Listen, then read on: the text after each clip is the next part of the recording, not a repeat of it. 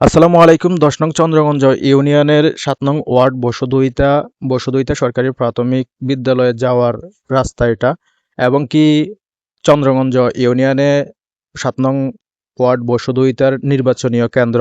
তার পাশাপাশি এখানে রয়েছে ৭ নং ওয়ার্ডবাসীর জন্য স্বাস্থ্য কমপ্লেক্স। টোটাল মিলিয়ে এই ব্রিজটা নির্মাণ করা খুবই জরুরি। নির্বাচনের সময় তাৎক্ষণিক প্রশাসনিক ব্যবস্থা এখানে নিতে পারে না এই ব্রিজটার কারণে।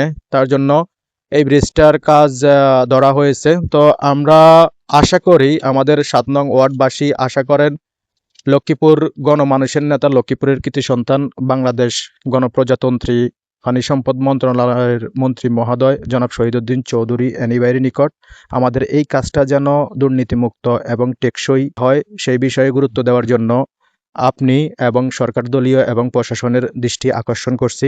ঢাকা লক্ষ্মীপুর মহাসড়কের পাশেই এই ব্রিজটা অবস্থিত। এটা হচ্ছে ১০ নং চন্দ্রগঞ্জ ইউনিয়ন, চন্দ্রগঞ্জ থানা থেকে ১০০ মিটার কিংবা ১২০ মিটার পশ্চিমে আন্ডারগ্রাউন্ড